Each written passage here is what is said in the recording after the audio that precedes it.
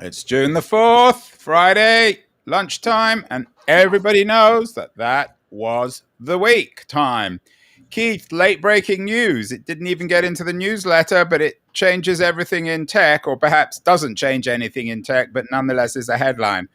What's happening on the Facebook front? Yeah, so Facebook, after all of our conversations, Andrew, they haven't listened to you and they haven't listened to me. They've decided to ban Trump for 2 years, which of course is not banning him. It's probably suspending him, should be the word that's used, for 2 years. Obviously, everyone who thinks that Trump should never be allowed to publish again are not happy with this. And everyone who thinks that Facebook shouldn't be censoring at all are not happy with this. So one wonders who is happy with this, but it is what they've decided to do. 2 years. I'm not sure if Winston Churchill ever did a quote about 2 years in Silicon Valley. If he did, it would have been something like 2 years in Silicon Valley is like 2 centuries somewhere else. I don't know how they came up with that number, but I read something, well, it'll only be a year before the election, but they're basically banning him forever, aren't they? 2 years is such a long time. Yeah, you wonder whether, as we get closer and closer today, 430, is it? No, 630. No, 730. Whatever 2 times 365 is. As we get closer to that date, one suspects that he'll be rebanned for another period of time. And if he isn't, he'll manage to do something on the first day back. What do you think Trump's relative disappearance from the limelight and his being banned from Twitter and Facebook, what does that tell us about social media? Is it good or bad news, or no news?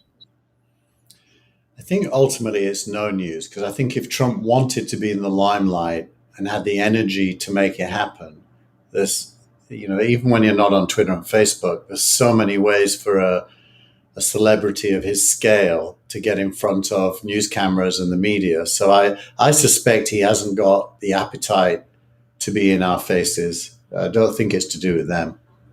Well, Trump may not be in the news. Facebook is in the news when it comes to Trump. Another of the social media platforms very much in the news this week is Twitter, who are taking on Clubhouse, or at least according to your newsletter, Keith. How is Twitter confronting Clubhouse? Actually, Twitter, this is the story you're referring to. It's a story from TechCrunch. There were many people who covered this story, so I'm just using the TechCrunch one. But what Twitter is doing is actually really interesting. This particular story is about them turning on Twitter Spaces in the web version of Twitter and making it the central choice on the mobile version. So when you go to click the pencil icon or the feathered pen icon on mobile, if you keep your finger pressed down, a bunch of options come up, and the main option is to do a Twitter Space, which is an audio, Clubhouse-like audio experience. I actually was on one 2 Sundays ago, and it's very like Clubhouse. It's an exact copy. Is anyone using it, or is it another one of Twitter's ghost towns? No, the people are using it. The biggest user that I'm aware of is Kara Swisher, who does a show every week with Casey Newton using it, who we've talked about on the show a fair number of times because of his newsletter, which I've forgotten the name of his newsletter now. And, she's using it a lot. Robert Scoble is using it a lot. Robert Scoble still exists. He still exists, and so it is getting used. But unlike Clubhouse, it's just a feature of a wider set of features. And actually, the more interesting Twitter story is all the other features Twitter are now turning on. They bought a company called Scrollable this week, which is a way to read lengthy tweet streams more easily. They previously bought Review, which I use for my newsletter. Is that any good? That's a Substack competitor. Yeah. Well, they all are beginning to shine a light on Twitter's roadmap, which appears to be to give people like you and me the tools we need so that we can create an audience on Twitter, So it's about empowering the creators to enable them to have reach using various different media types to the listeners or viewers or readers. And I think it's really smart. And the first time I've really ever in my life thought Twitter had a coherent product strategy. So how do we put this on Twitter? Why don't we do this on Twitter? It is on Twitter right now. If you are listening to this on Twitter, please type a message into the chat. We'll put it on screen. It is on Twitter. By the way, because of Restream, we're on Twitter, Facebook, and YouTube simultaneously. Well, Facebook, coming back to Facebook, Facebook's been in a very public dispute. I mean, it's a broad intellectual dispute with Apple over the last few months about privacy and business models. It always seemed as if Facebook was going to lose that one because their business model is so much more troubling. But you have a piece in the newsletter this week which also shines light on Apple's business model, maybe not their formal business model, but their business, which is very troubling, I think. Well, yeah, that's interesting. You use the word troubling because it wasn't in my head, but I'll think about that now. But what this story is looking at the last 10 years of Apple's supply chain looked at from the point of view of nation states. Who are the Apple suppliers? The blue is China, the red is Japan. Maybe I can zoom in a little bit to make this easy to see for people who watch this on video. Yeah, well, it's clear that the point is that China is growing and everywhere else seems to be declining. Well, yeah, apart from Taiwan, which is pretty flat, but Japan's declining, US is declining. And the stories are, of course, that Apple is manufacturing some of its devices in slave labor camps. So I don't know whether your piece touches on that, but that's certainly very troubling. And it shows that Apple isn't quite the choir boy that Tim Cook presents it as. My spectrum for looking at this story wasn't to judge Apple particularly, to be honest. It was more judging China's position in the world. So, because as you know, I strongly believe that China is going to be the leading manufacturing and assembling nation and the world's largest economy. Well, I don't think that is a particularly original or controversial position, Keith. I mean, who would disagree with that? You know, most of my American friends. Yeah, but Americans are ignorant. They don't know what they're talking about. The normal people. I mean, nobody would deny that, right? Who would conceivably argue that China is not going to become the world's leading, as you put it, manufacturing? I mean, it already is, isn't it, as a manufacturing power? Only in certain categories of manufacturing at this stage. The GDP of China, in absolute numbers, is still smaller than America's, but the GDP of China, when taking into account the cost of living, is much bigger than America's already. So, well, let's name and shame some of your American friends who believe that China is not overtaking America. You know, I'm on the Gilmore Gang every week. I just came off a Gilmore Gang show, which, by the way, everyone should watch. It's an awesome show. But I don't think any one of my other 5 colleagues on that show thinks of it this way at all. Well, I will refrain from commenting on that. One category, one geographical category not included in that is Africa, Keith. We talked about Africa last week, and you've got another really interesting piece about Africa as the up-and-coming innovation hub for the innovation economy for startups in the world. What's happening in Africa this week? Well, I put it in the newsletter just because when I pick up on themes, I like to pursue them and see how they and you've got an Africa soft spot. Your wife's from there, and you've done a lot of traveling. I love Africa. It's a very special place, but I don't think that really biases me towards it. Other than, do you think that Steve Gilmore knows where Africa is? I suspect he does, but probably that information would not be relevant to him in any way, but he probably does know where it is. But this is the story from this week. Last week you asked the question, where is the startup money going in Africa? Well, here's the answer. This is from Dowda Barry, who put together this map of where the money is going. And this was from a record making year of investment in startups in Africa. And the answer really is Kenya, Nigeria, and Egypt. Yeah, I mentioned Kenya last week, and you poo-pooed that. You thought it was all in Nigeria. Yeah, I was wrong. I can be wrong. You can be wrong. And I'm interested in Egypt because it's such a repressive government. It's such an authoritarian state, and it's such a stagnant society. What's happening in Egypt? I think that would be an interesting conversation. I think a lot of this is fintech, basically. For example, the biggest investment ever in Africa took place 2 weeks ago into what's called a challenger bank out of Egypt. That is like the Revolut or Monzo for the UK listeners of Egypt. So I think fintech and mobile infrastructure are the two biggest.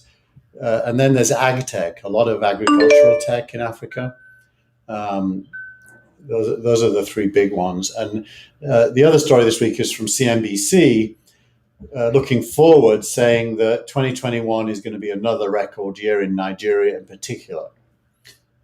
So Chipper Cash, which is a cross-border money transfer company, just announced a very, very large raise out of Yeah, I can Nigeria. see that. Well, we've heard that story before. I'm going to make the same joke as I made last week. There are no tigers in Africa.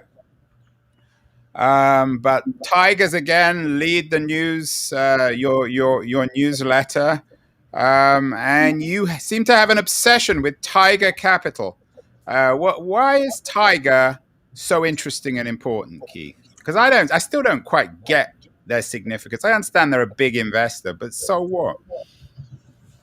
They're not just a big investor. They have $64 billion under management now. The only investor bigger than them is SoftBank with the Vision Fund, which was $100 billion. Right, I buy that. So, But so what? and this is Tiger eating all other late stage venture capitalists. So that raw meat you see there, that's Benchmark Capital, Andreessen Horowitz, and all the others. Tiger is basically, and I should just acknowledge Crunchbase here. Crunchbase wrote an article about Tiger, which was a lot more detailed than anyone has so far published. It's uh, uh, my wife and her editor wrote this. I knew about it prior to it being published. I thought you were But going to say my wife and her husband. yeah, her husband didn't have anything to do with it. She keeps her cards close to her chest. But basically, they're now the world's biggest unicorn hunter. So the other red meat could So they're signify. not eating the VCs; they're eating the unicorns, or they're catching the unicorns, I guess. Well, both actually, because if they're catching them, someone else isn't. So what's the Uh, background again of Tiger? Is it? It's not American money. Where's the money? Where's most of the $64 billion coming from? Historically, they started mainly investing in Asia. No, but Um, where's the original? Where are they based, and where they're based that in capital? They're based in San Francisco, Oh, okay.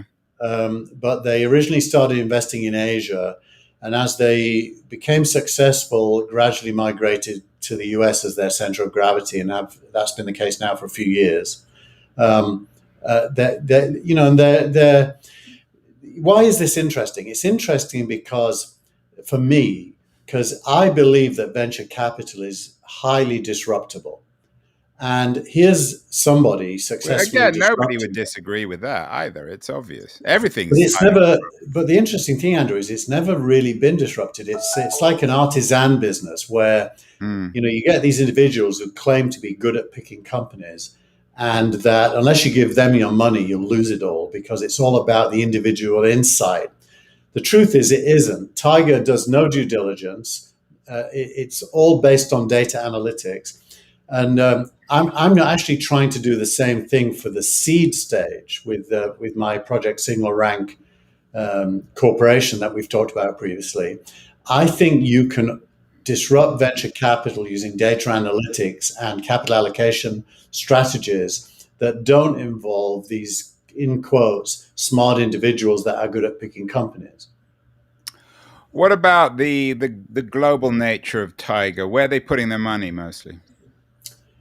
Well, these days they're putting it into unicorns, and unicorns are heavily US centric. Although Europe has got a few now, but it's really America first, China and Asia second, Europe third, and And the they returns on the fund, do they compete with the earlier stage venture companies, the Benchmarks and the Andreessens? they do, because it's really about let's take a single company through its journey, and you'll see. So, let's say we start a startup and we do a $5 million seed round with, let's say, Uncork Capital and Floodgate Ventures.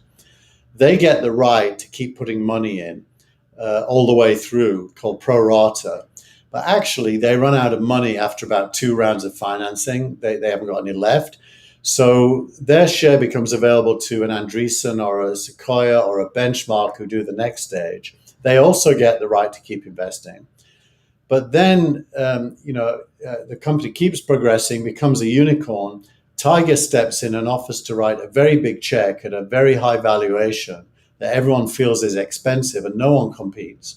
So they then clear out all of those rights and own the Tiger's share of what's left. And they end up, when the company goes public or is sold, getting a return on capital instead of 2 to 3x, which would be normal for late stage investing. They're more like 10x their And money. who are their what are their home runs? What would our audience be familiar with in terms of Tiger's greatest successes in terms of investments? I am going to pull up the list while you keep talking and keep everyone entertained. If you can do Okay, that. well, pull it up, Keith. Here it We're comes. about to get the list of Tiger's greatest successes, but you better do it fast because I'm running out of things to say. Tiger's greatest successes are, and it's a long list, by the way. Let me just tell you that they are in 30 unicorns, and they did 76 rounds of financing into those unicorns. And this is coming from my proprietary database that I have for Signal Rank. Here's the list of names in alphabetical order: Sixth Sense, Active Campaign, Ada, Adelaide, Attentive, Big ID, Bitso, BlockFi, which is a crypto play, Bright Health, Cred, Carter, Cedar, ChargeBee. I'll stop reading. Well, but let's go back to SoftBank, because you mentioned that they had the largest allocation of funds after SoftBank. Hasn't SoftBank been a disaster? Haven't they lost huge amounts of money? That was a news item for a nanosecond about a year ago. But not anymore. Are SoftBank now very profitable? Yeah, they've recovered. They just announced their 100 billion fund is now over 120 billion in value, with lots of exits still to happen. And their second vision fund, which is another 100 billion, which they're doing from balance sheet, from their own money. Think about that. You get 100 billion of other people's money, you invest it, it makes a return. Now you have your own money, so you can now invest 100 billion yourself without raising any new money. Now it's all yours. You don't have investors anymore. Well, I can't say I'm really sorry for the venture community. They're getting a taste of their own medicine. They've created this winner-take-all economy in media, in e-commerce, and now it's hitting their industry. So it's not really very surprising.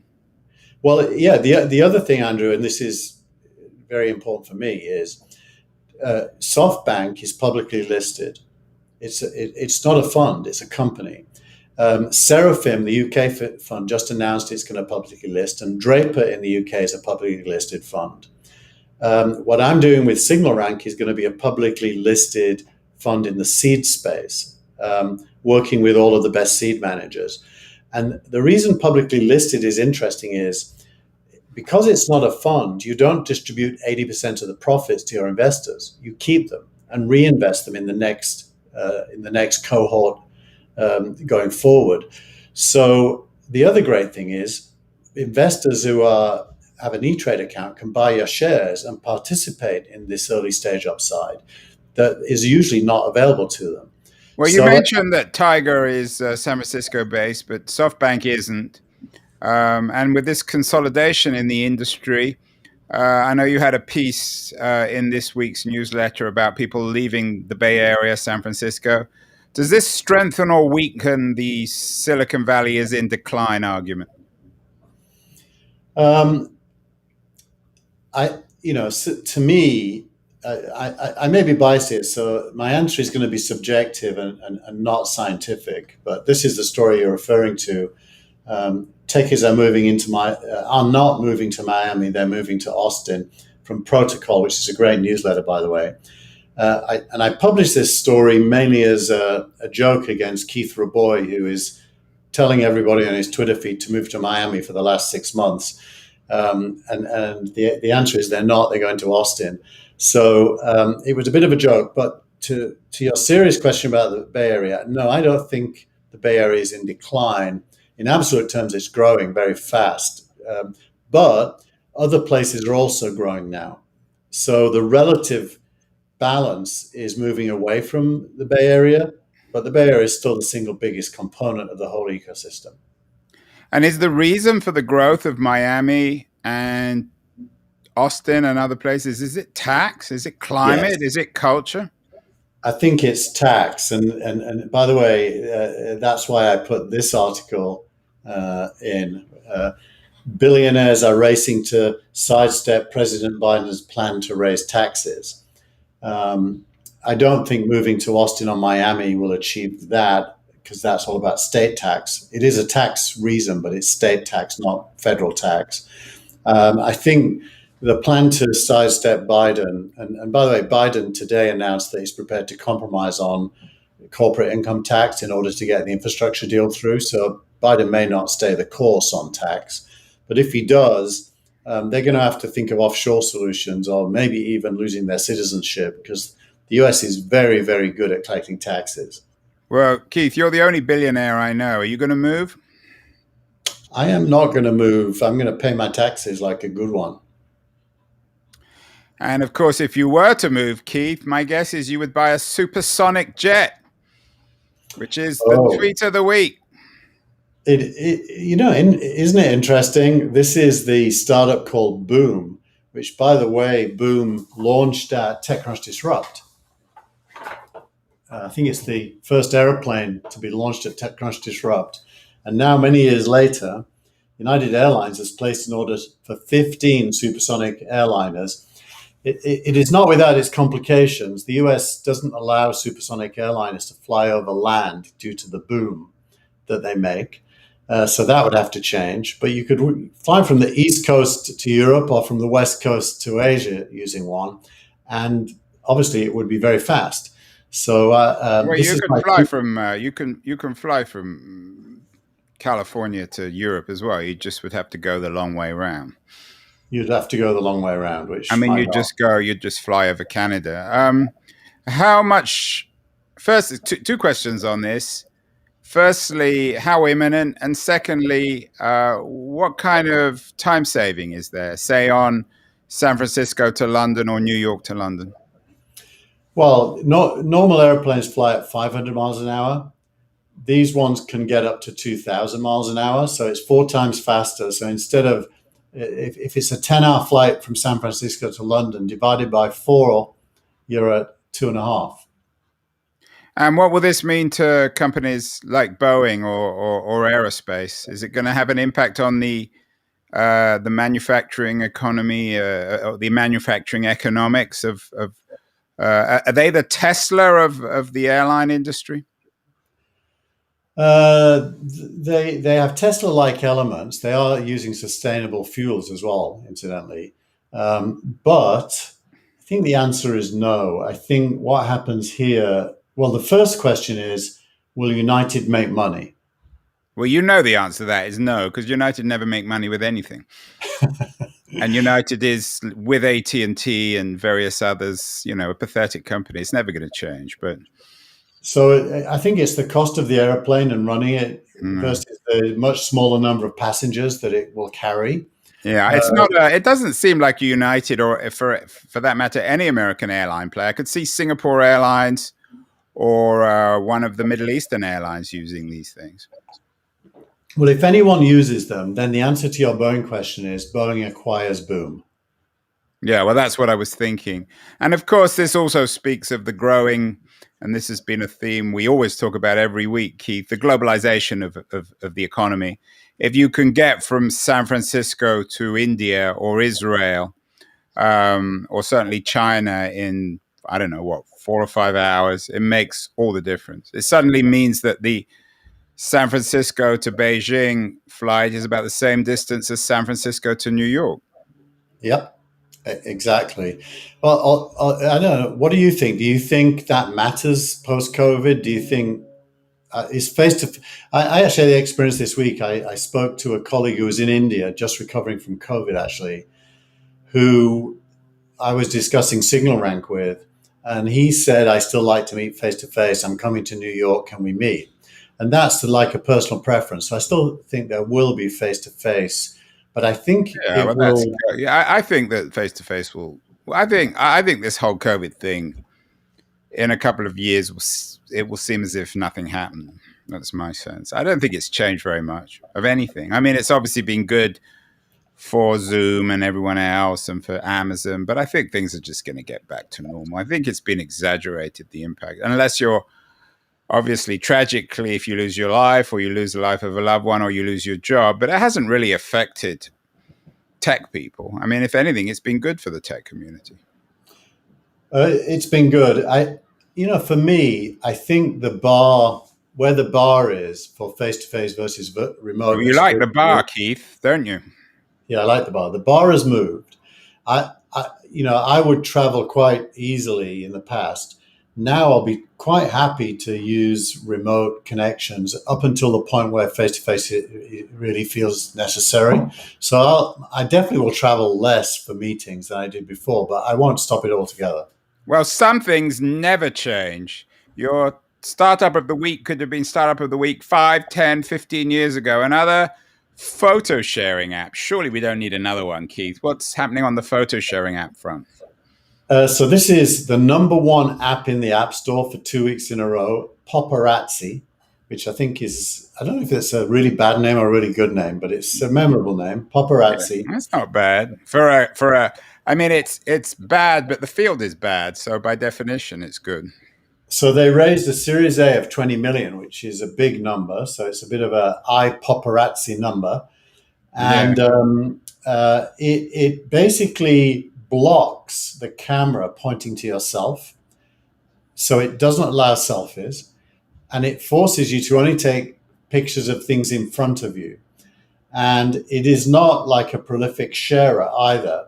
So it's an interesting sociological study. Too much money, not enough ideas. Surely we don't need that.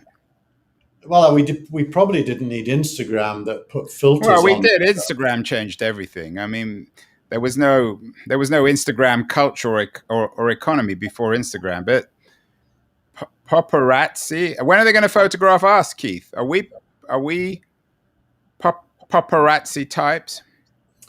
Well, I think it isn't meant to be chasing celebrities. It's meant to be. It's actually a human thing. It's saying focus on what's in front of you, not on yourself. Stop sharing pictures of yourself and start sharing pictures of what you're experiencing. So it's meant to be a kind of a Gen Z or Y or X. I always get mixed up. Kind of worthy app that is less self-obsessed. It can't be Gen Y because they are self-obsessed. So it must be the other ones. I'm always very suspicious of New York Times best-selling books. Often they are engineered. There's a lot of corruption in the book business. What about when it comes to the app store? Do you think that you can pay to become number one for a couple of weeks and then ride off that for years? I don't mean pay, but I mean spend so much on marketing that it's almost inevitable. you can. My app just.me back in 2014 was number one in quite a lot of app stores around the world. Look what Now happened to that. it ended up being just me. I have to say that I have more faith in Tiger Global than in Paparazzi. I agree. So Don't it's a disagree. it's a slow week, Keith. Why has nothing big happened? Why are we talking about paparazzi and not interesting stuff?